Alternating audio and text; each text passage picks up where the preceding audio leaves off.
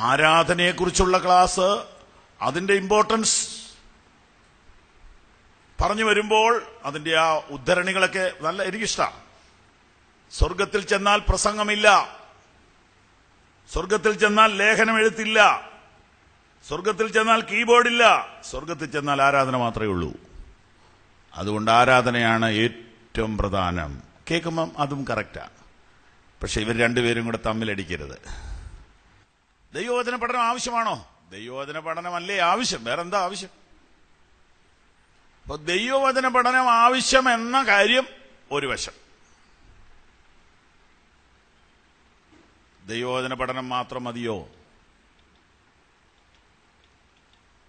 അപ്പൊ ഇതിനെയും രണ്ട് വിധത്തിൽ അമിതമായിട്ട് അവതരിപ്പിക്കുന്ന രീതികൾ ഈ സമൂഹം കേട്ടുകൊണ്ടിരിക്കുക.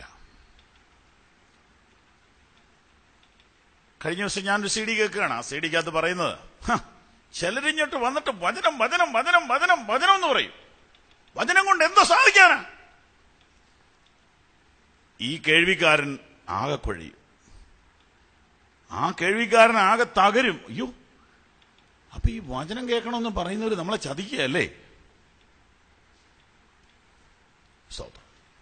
ഇപ്പുറത്ത് വചനം പറയുന്ന ആൾ എഴുന്നേറ്റു, അത് നമുക്ക് അവൈലബിളാ. അദ്ദേഹം പറയുകയാണ്, ചുമ്മാ കയ്യും കൊട്ടി തുള്ളിച്ചാടി നടന്നാൽ പോരാ, വചനം പഠിക്കണം. അപ്പൊ മനസ്സിലായി ഇവർ രണ്ടും രണ്ട് ഗ്രൂപ്പാന്ന് നമുക്ക് പിടികിട്ടി. നമ്മളപ്പോഴും സത്യം അറിയുന്നില്ല, നമ്മൾ രണ്ട് ഗ്രൂപ്പിനെ കുറിച്ച് പഠിച്ചു, സത്യം അപ്പോഴും നമ്മൾ അറിയുന്നില്ല.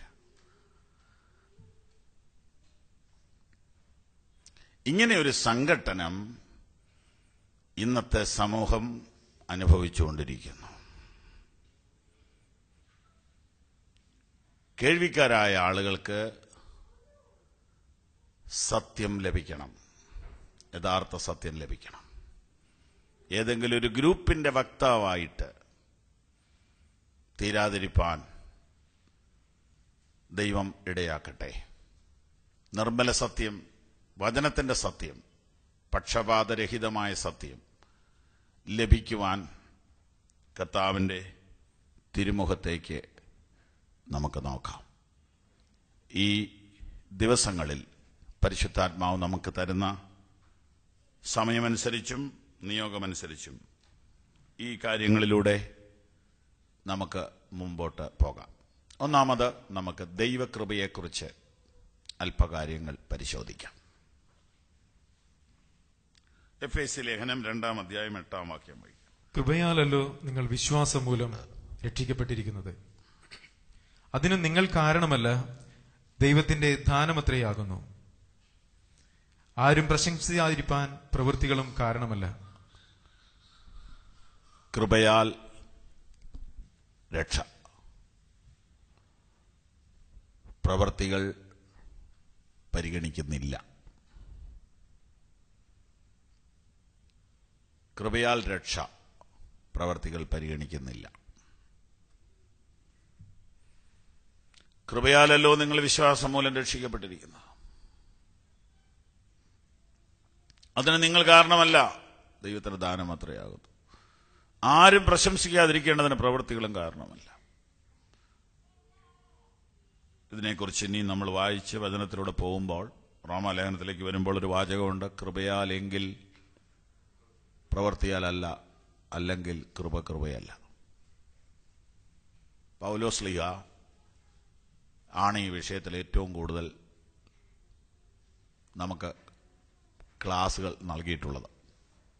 കൃപയെക്കുറിച്ച് ഒരു 100 പ്രസ്താവനയെങ്കിലും പ്രധാനമായിട്ട് പൗലോസിന്റെ വാക്കുകളിൽ നിന്ന് നമുക്ക് എടുക്കാൻ പറ്റും. മുൻതൂക്കം എന്തിനാണ്? കൃപയ്ക്കാണോ പ്രവൃത്തിക്കാണോ എന്ന് ചോദിച്ചാൽ കൃപയ്ക്കാണ്. അതിലെ ശക്തമായ വാക്യമായി ഇപ്പം നമ്മൾ കണ്ടത്, കൃപയാലല്ലോ നിങ്ങൾ വിശ്വാസം മൂലം രക്ഷിക്കപ്പെട്ടിരിക്കുന്നു. അതിന് നിങ്ങൾ കാരണമല്ല, ദൈവത്തിന്റെ ദാനമത്രയാകുന്നു. ആരും പ്രശംസിക്കാതിരിക്കേണ്ടതിന് പ്രവൃത്തികളും കാരണമല്ല. ഒരു മനുഷ്യന്റെയും ഒരു പ്രവൃത്തിയും അവന് കിട്ടിയ അവന് ലഭിച്ച രക്ഷയ്ക്ക് കാരണമല്ല. ഞാൻ ചെറുപ്പം തൊട്ടേ ഒരു മര്യാദക്കാരനായി ജീവിച്ചു, അതുകൊണ്ട് ഞാൻ രക്ഷിക്കപ്പെട്ടു എന്ന് ചിന്തിക്കാൻ ഒരു അനുവാദവും ബൈബിൾ തരുന്നില്ല. എന്റെ മാതാപിതാക്കന്മാർ സാമാന്യം ദൈവഭക്തിയോടെ ജീവിച്ചവരാണ്, അതുകൊണ്ട് ഈ സത്യത്തിലേക്ക് എനിക്ക് വരാൻ ഒത്തു എന്ന് പറഞ്ഞാൽ അത് നിങ്ങൾക്കൊരു സാക്ഷി പറയുമ്പം വേണേ പറയാം, പക്ഷെ അത് ഉപദേശമല്ല. രക്ഷിക്കപ്പെട്ടത് കൃപയാലാണെങ്കിൽ അതിന് നിങ്ങളുടെ പിതാക്കന്മാരുടെ ജന്മവുമായിട്ടൊരു ബന്ധവുമില്ല. രക്ഷിക്കപ്പെട്ടത് കൃപയാലാണെങ്കിൽ അതിന് നിങ്ങളുടെ മുൻകാല സ്വഭാവവുമായിട്ടൊരു ബന്ധവുമില്ല. രക്ഷിക്കപ്പെട്ടത് കൃപയാലാണെങ്കിൽ നിങ്ങൾ ദൈവവേലയ്ക്ക് വേണ്ടി കൊടുത്ത ഒരു പൈസയും അതുമായിട്ട് ബന്ധമില്ല. കൃപയാലുള്ള രക്ഷയെന്ന് പറയുമ്പോൾ അത് വളരെ വളരെ പ്രധാനപ്പെട്ട ഒരു സത്യമാണ്. അപ്പൊ അതൊന്ന് സ്ഥാപിക്കപ്പെടേണ്ട ആവശ്യമുണ്ട്. അതൊന്ന് തറവായിട്ട് ഗ്രഹിക്കേണ്ട ആവശ്യമുണ്ട്. അത് ഗ്രഹിക്കാൻ പോലും പറ്റാതെ വണ്ണം കർമ്മമാർഗത്തിൽ അധിഷ്ഠിതമാണ് ഭക്തജനങ്ങൾ. ഏതെങ്കിലും ഒരു മതത്തിൽ നിന്നാണ് നമ്മളൊക്കെ വിശ്വാസത്തിലോട്ട് വന്നത്. കത്തോലിക്ക മതത്തിൽ നിന്നോ, യാക്കോബായ മതത്തിൽ നിന്നോ, ഹിന്ദു മതത്തിൽ നിന്നോ, ഇസ്ലാം മതത്തിൽ നിന്നോ, യഹൂദ മതത്തിൽ നിന്നോ, പെന്തിക്കോസ് മതത്തിൽ നിന്നോ ഒക്കെ നമ്മൾ ഇതിലോട്ട് വന്നിരിക്കുക, വിശ്വാസത്തിലോട്ട് വന്നിരിക്കുക. അപ്പൊ മതത്തിനകത്തെല്ലാം കർമ്മമാ നിൽക്കുന്നത്. ഏതെങ്കിലും ചില കർമ്മത്തിൽ അധിഷ്ഠിതമാണ് ഭക്തി. എന്തെങ്കിലും ഒന്ന് ചെയ്യുക എന്നുള്ളതാണ്. എന്തെങ്കിലും ചെയ്തിട്ട് രക്ഷിക്കപ്പെടുക എന്നുള്ളതാണ്.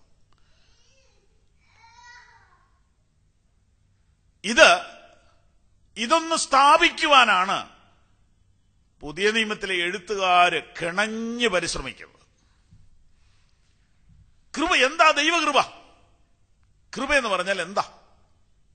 വിശദീകരണം ഇങ്ങനെയാണ്, ഡെഫിനിഷൻ ഇങ്ങനെയാണ്: ശിക്ഷാർഹരായ പാപിക്ക് അവർ അർഹിക്കാത്ത ദൈവിക ആനുകൂല്യമാണ് കൃപ. ശിക്ഷാർഹരായ പാപിക്ക് അവർ അർഹിക്കാത്ത ദൈവിക ആനുകൂല്യമാണ് കൃപ. വീണ്ടും വിശദീകരിക്കാൻ പറഞ്ഞാൽ, മനുഷ്യന്റെ മുൻകാല സ്വഭാവമോ പേരൻസിന്റെയോ പിതാമഹന്മാരുടെയോ ഗുണമോ ഇവന്റെ പ്രവൃത്തികളോ ഒന്നും പരിഗണിക്കാതെ ദൈവം അവന്റെ മേൽ ചൊരിഞ്ഞ ആനുകൂല്യമാണ് കൃപ.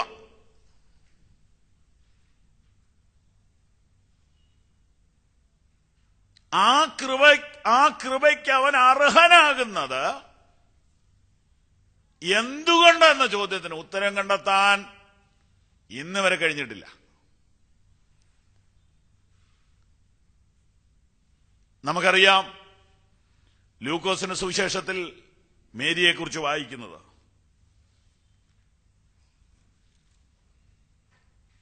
കൃപ ലഭിച്ചവളെ നിനക്ക് വന്ദനം.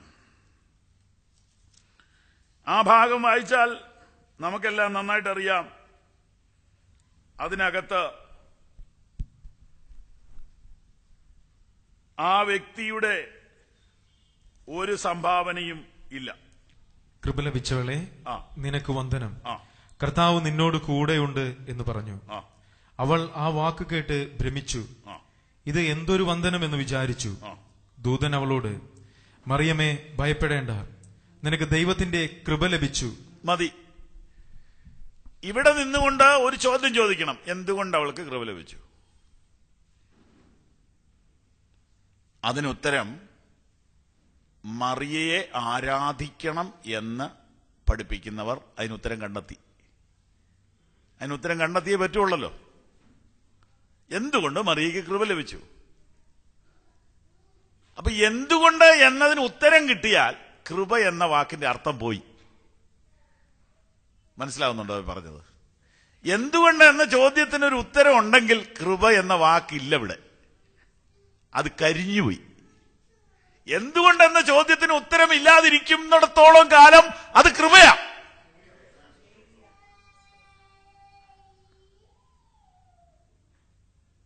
മറിയമേ, നിനക്ക് ദൈവത്തിന്റെ കൃപ ലഭിച്ചു. അപ്പൊ ആ സഹോദരി എന്ത് ചെയ്തു? അത് ഞാൻ പ്രതീക്ഷിച്ചിരുന്ന അങ്ങനെ വരും എന്നാണോ പറഞ്ഞേ? അല്ല, വണ്ടടിച്ചു പോയെന്ന, ഞെട്ടിപ്പോയെന്ന. കാരണം എനിക്ക് ലഭിക്കാൻ ഒരു സാധ്യതയില്ല. പക്ഷെ സാധ്യതയുണ്ടെന്നാണ് മറിയ ഭക്തന്മാർ പഠിപ്പിക്കാൻ വേണ്ടി പുരാണ കഥകൾ ഉണ്ടാക്കിക്കൊണ്ടിരിക്കുന്നത്. മേരി ജനിക്കുമ്പം തൊട്ടേ ഭയങ്കര ഭക്തിയുള്ള ഒരു കുട്ടിയായിരുന്നു.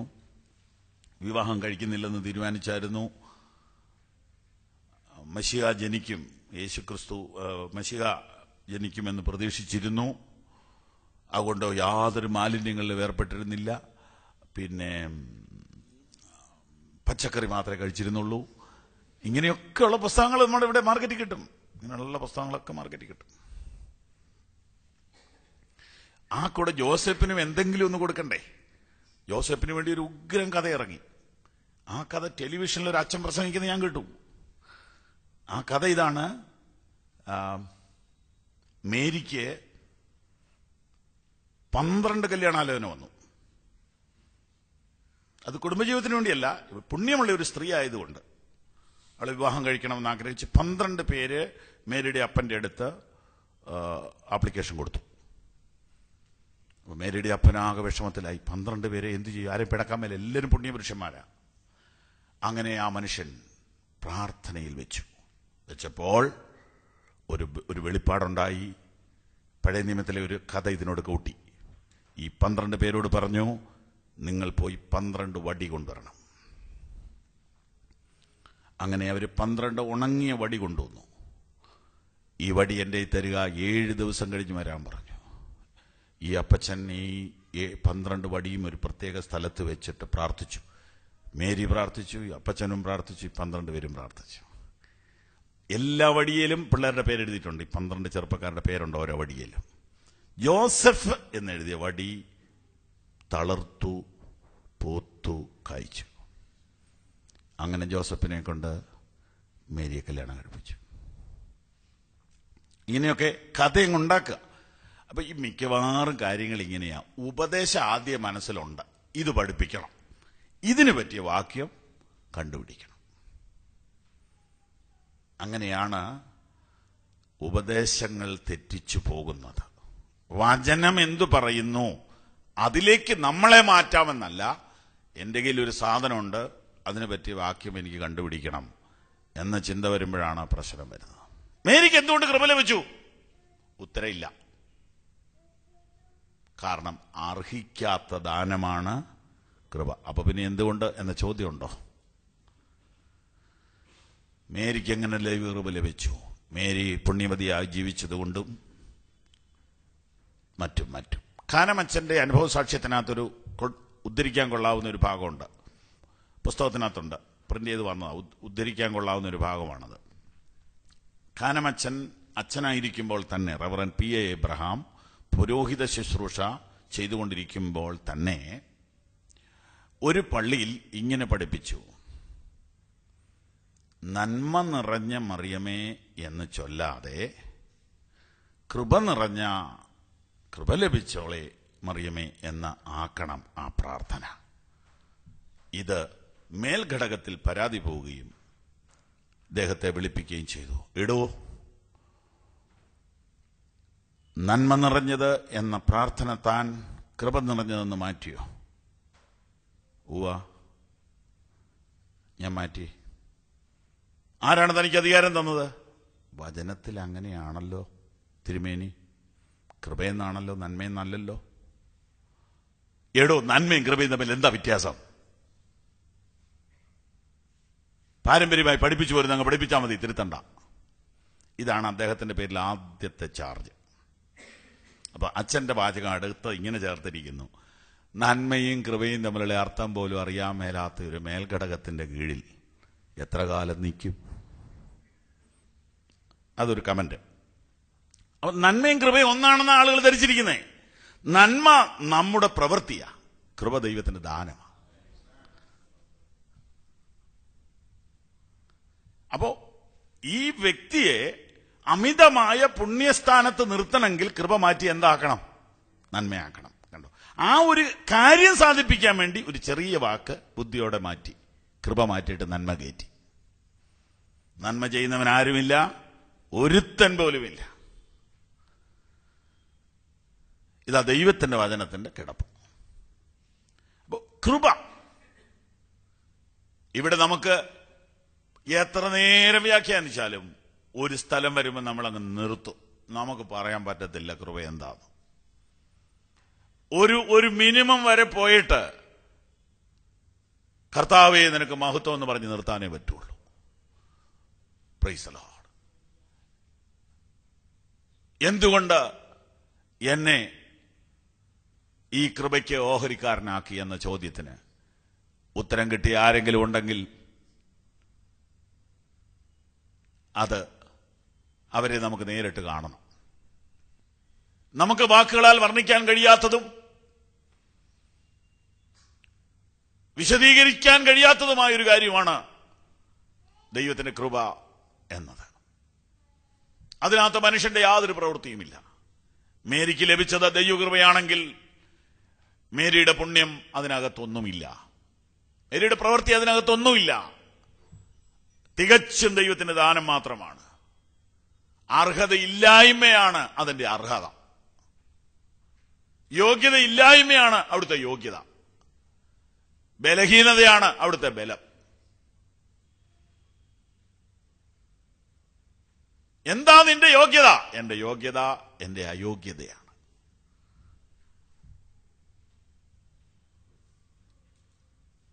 ഇതായിരിക്കും ഓരോ ഭക്തനും പറയാനുള്ളത്. എന്താ നിന്നെ ഈ ഒരു അവസ്ഥയിലേക്ക് കൊണ്ടുവരുന്നതിനകത്തുള്ള നിന്റെ യോഗ്യത എന്ന് പറയാവോ? എന്റെ യോഗ്യത എന്റെ അയോഗ്യതയാണ്. പൗലോസ് പറയുന്നു, ആ പാപികളിൽ ഞാൻ ഒന്നാമൻ. അതാ എന്റെ യോഗ്യത. പാപം പെരുകിയെടുത്ത് കൃപ അത്യന്തം പെരുകി.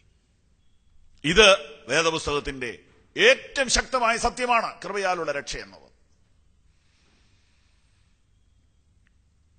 അതിനകത്ത് മനുഷ്യന്റെ അധ്വാനം ഒന്നുമില്ല. അത് ദൈവത്തിന്റെ തിരഞ്ഞെടുപ്പാണ്, അത് ദൈവത്തിന്റെ കരുണയാണ്, ദൈവത്തിന്റെ കൃപയാണ്. ഈ സത്യത്തെ ഗ്രഹിച്ച ശേഷമേ നമുക്ക് മുമ്പോട്ട് പോകാൻ പാടുള്ളൂ. ഈ സത്യം ഗ്രഹിച്ചാൽ ഭയങ്കര ധൈര്യം നമുക്ക് കിട്ടും. കാരണം അനങ്ങിയ ഉടനെ നമ്മളെ തള്ളിക്കളയുമെന്നോ നമ്മളെ നഷ്ടപ്പെട്ടു പോകുമെന്നോ ഒക്കെയുള്ള ആ ഭീഷണി പിശാചി ചെവി മന്ത്രിക്കുമ്പോൾ നിസ്സാരമായിട്ട് അവനെ നമുക്ക് ശാസിക്കാൻ പറ്റും. കാരണം ഞാൻ ഒന്നും ചെയ്തിട്ടല്ല ഞാൻ രക്ഷിക്കപ്പെട്ടത്. അതുകൊണ്ട് തന്നെ എന്നെ തള്ളിക്കളയാനും ദൈവത്തിന് പറ്റത്തില്ല. ഇത് സത്യമാ. അയ്യോ അങ്ങനെയൊക്കെ പറഞ്ഞാൽ കുഴപ്പമില്ലേ? ഇല്ല, ഒരു കുഴപ്പമില്ല, ഒരു കുഴപ്പമില്ല. ഒരു പാലം പണിയുകയാണ്, ഭയങ്കര ആഴമുള്ള ഒരു തടാകത്തിന്റെ മുകളിലൂടെയാണ് പാലം പണിയുന്നത്. ആ എഞ്ചിനീയർക്ക് ഈ പണി നഷ്ടത്തിൽ കലാശിക്കും. കോടികളുടെ ബില്ലാ കിട്ടേണ്ടത്. വരുന്ന പ്രശ്നം എന്താണെന്ന് വെച്ചാൽ ഓരോ ദിവസവും 1ഉം 2ഉം ലേബേഴ്സ് മരിക്കുക. ഈ പണിക്കിടയിൽ വെള്ളത്തിലോട്ട് പോകും, തിരിയെടുക്കാൻ പറ്റാത്ത ആഴത്തിലേക്ക് പോകും. ഇങ്ങനെ മരണങ്ങൾ കൂടാൻ തുടങ്ങി. ഒടുവിൽ പണി നിർത്തിവെച്ചിട്ട് ഒന്നുകൂടി ഒന്ന് പഠിച്ചു, എന്താ ഇതിനൊരു മാർഗം. വീഴേണ്ട കാര്യമൊന്നുമില്ല, പക്ഷേ ഈ ആഴം കാരണം, കുത്തൊഴുക്ക് കാരണം ഇവർ പേടിച്ച് വീഴുന്നതാണെന്ന് അവർ കണ്ടെത്തിയിട്ട് എന്ത് ചെയ്തെന്നറിയാമോ? ഒരു ഇരുമ്പ് നെറ്റ് ഈ പണി നടക്കുന്നിടത്ത് നിന്ന് അങ്ങേയറ്റം വരെ അടിയിൽ കെട്ടി, വെള്ളത്തിന്റെ തൊട്ട് മുകളിൽ. അപ്പൊ വീണാൽ അവിടെ കിടക്കും. അതിനെക്കുറിച്ച് പിന്നീട് എഴുതിയിരിക്കുന്ന വാചകം ഇതാണ്: ആ നെറ്റ് കെട്ടിയ ശേഷം ഒറ്റയാളും വീണില്ല.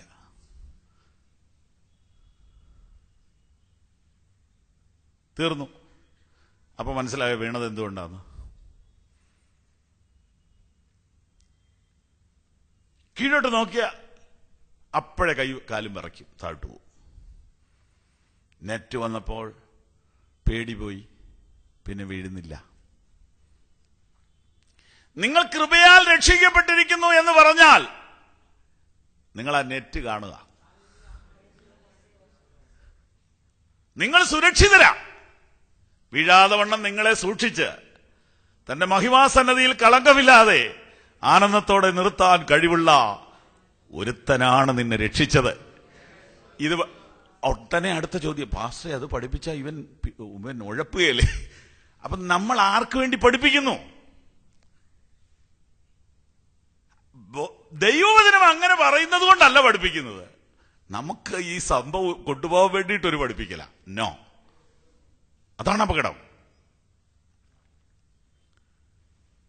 വാസ്തവത്തിൽ ഈ സത്യം പഠിപ്പിച്ചാൽ ഭയം അന്ന് അവസാനിക്കും.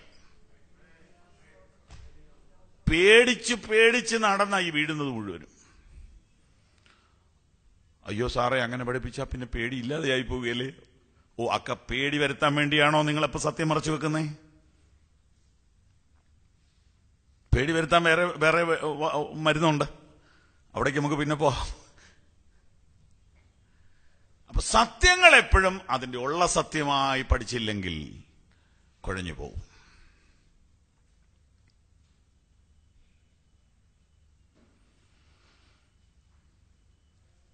ഞാൻ നേരത്തെ പറഞ്ഞ കാര്യം ഇടയ്ക്കൊന്ന് കയറി പറഞ്ഞോട്ടെ. സ്നാനത്തിൽ കൂടി അല്ല രക്ഷ എന്ന് ക്ലാസ് എടുത്തപ്പോൾ ഒരാൾ എന്നോട് സംശയം ചോദിച്ചു, അങ്ങനെ ക്ലാസ് എടുത്താൽ പിന്നെ സ്നാനം വേണ്ടെന്ന് പറയല്ലേ?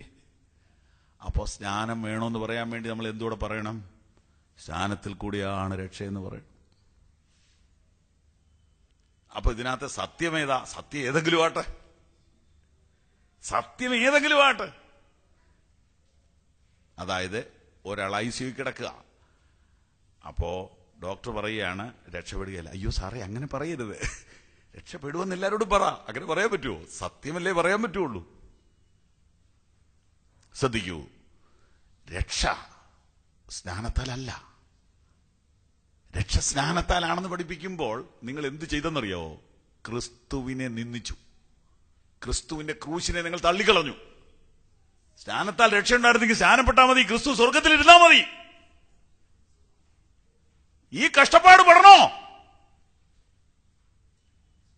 കർത്താവ് സ്വർഗത്തിൽ ഇരുന്നാൽ മതിയല്ലോ. യോഹന്നാൻ സ്നാപകനെ വിട്ട് സ്നാനത്തെക്കുറിച്ച് ഒരു ക്ലാസ് എടുത്താൽ പോരെ? യോഹന്നാൻ സ്നാപകൻ ക്ലാസ് എടുത്താൽ ആരാ സ്നാനപ്പെടുകയില്ലാത്ത? അപ്പൊ ഏത് വിഷയത്തിനകത്തും ഇതാണ് പഠനത്തിലെ പ്രോബ്ലം. അപ്പൊ കൃപയാലുള്ള രക്ഷ എന്ന സത്യത്തിന് ഒരു വിട്ടുവീഴ്ചയുമില്ല. കൃപയാലാണ് രക്ഷ. മേരിക്ക് ദൈവകൃപ ലഭിച്ചത്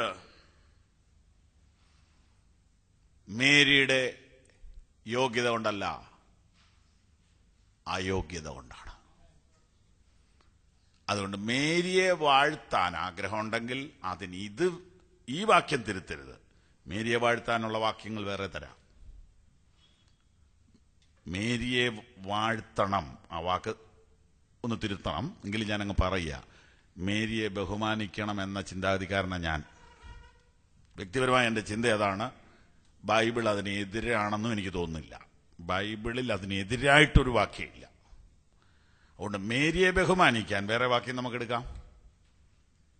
സ്ത്രീകളിൽ നീ അനുഗ്രഹിക്കപ്പെട്ടവൾ, എന്റെ കർത്താവിന്റെ മാതാവ്, എന്റെ അടുക്കൽ വരുവാനുള്ള ബഹുമാനം എനിക്കെവിടെ നിന്നെന്ന് ആര് പറഞ്ഞു?